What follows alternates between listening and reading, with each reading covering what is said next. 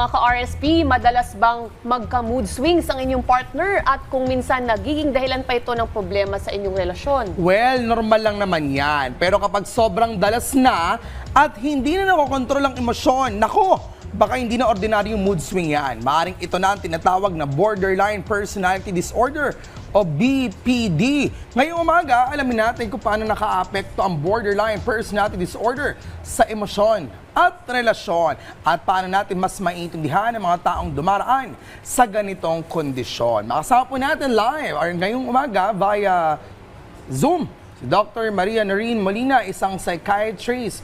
Doc, magandang umaga pong baka po dito sa Rise and Shine Pilipinas. This is Prof. Fee together with Eyes. Good morning, Doc. Rise and Shine. Morning. Good morning. Ayan. Doc, ano po ba itong borderline personality disorder or BPD at paano ito naiiba sa mood swing? Paano naman po ito naiiba dun sa iba pang mga mental health conditions? Tell us more, Doc. Go ahead. Okay, yung borderline personality disorder or BPD, ito ay isang kondisyon kung saan sobrang intense or mabilis mag-shift yung emosyon ng isang tao. Madalas itong may kasamang takot na iwan or parang may abandonment issue parate.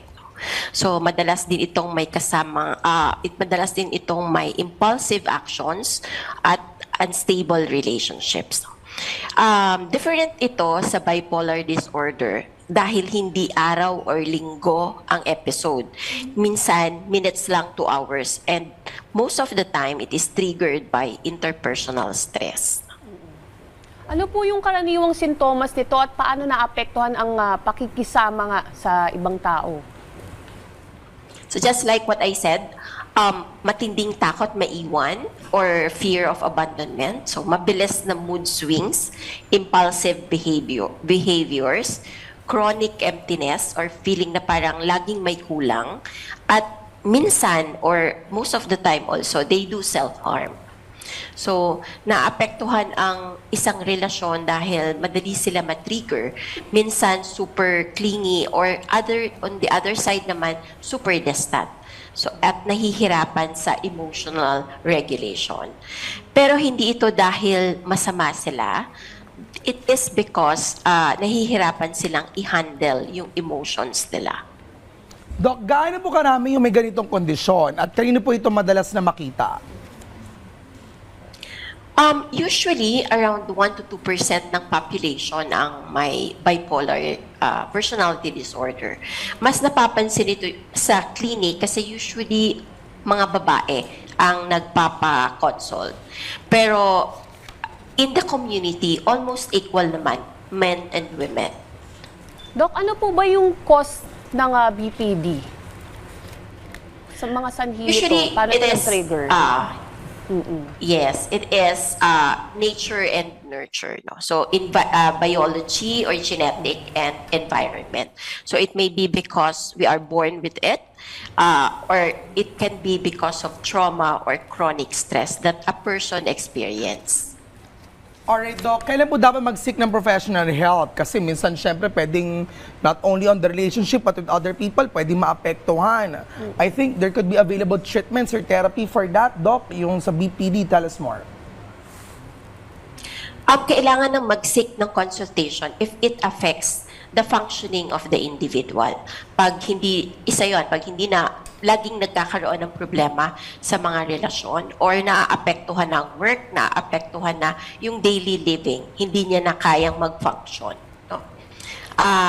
Yung mga available naman na treatment, professionally, there is psychotherapy. Minsan pinibigyan sila ng gamot, not because of the bipolar disorder, but or borderline rather, but because of the mood symptoms that comes with it. Kasi minsan, since emotional dysregulation yung problema nila, very prone sila sa mga mood problems like depression or bipolar. Ayun nga, Doc, kasi parang people would sometimes self-diagnose na you'll have this, you'll have that, really have to seek professional help. Pero Doc, you've mentioned some of the mental health stresses, disorders, or issues what really makes it different? Paano natin masasabi na, okay, when you're talking to that person, nagkwento siya about his relationship, madalas ba nadadiagnose siya for BPD, or what could be the other kinds of, let's say, disorder or illness ang pwedeng maranasan ng isang individual? Pwede rin kasing yung mga symptoms ng borderline personality disorder minsan overlaps with other disorder. That's why it's very important that they seek professional help kasi magkakaiba pa rin naman ang treatment. If it is borderline, if it is bipolar, if it is mainly mood disorder. Ang different actually ng borderline personality disorder, it is very persistent. It is usually, kumbaga, parang as the word implies, it is already the personality of the person. It becomes a disorder when it has already, parang nagkakaroon na ng difficulty in functioning.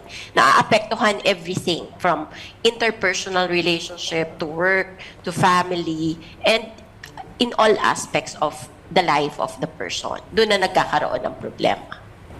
And Doc, paano naman po yung mga tao na kasama nitong patient? Paano nila pakikitunguhan yung ganitong klaseng, kunwari na-trigger siya? So, how are we gonna handle it?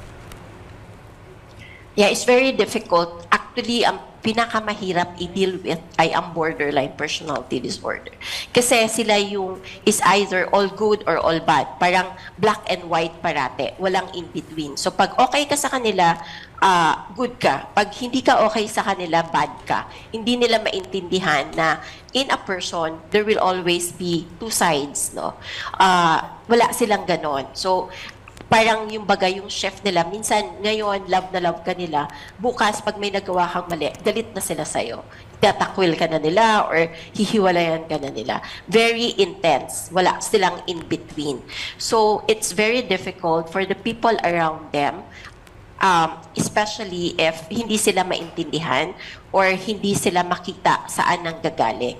They are often also parang nami-misinterpret as manipulative kasi nga sa mga ginagawa nilang mga actions, no? So, kailangan talaga yung people around them are able to understand na ito, hindi to dahil gusto nung tao na i-manipulate ka, but because she has difficulty sa interpersonal regulation ng kanyang moods. No? So, yun yung kailangan maintindihan. Very difficult to deal with, but understanding why she or he is acting like that could be a start. Alright. Doc, also we have the fear on abandonment, paranoia. Nabanggitin natin ito sa mga symptoms. How is this, or how are these being handled? Kasi ang borderline, pag nagkakaroon ng abandonment issue, let's example, yung mag-asawa, nafe-feel nung wife na may borderline na parang distant na sa kanya. There will always be this extreme fear. Kaya kung ano-ano yung ginagawa nila, minsan ginagawa nila is they will hurt themselves just for the partner not to leave them.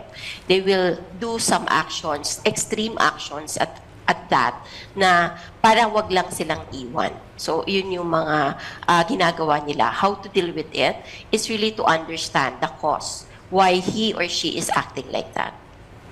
Alright, marami pong salamat. That was Doc Maria Noreen Molina. Thank you so much, Doc. Thank you, Doc. Thank you.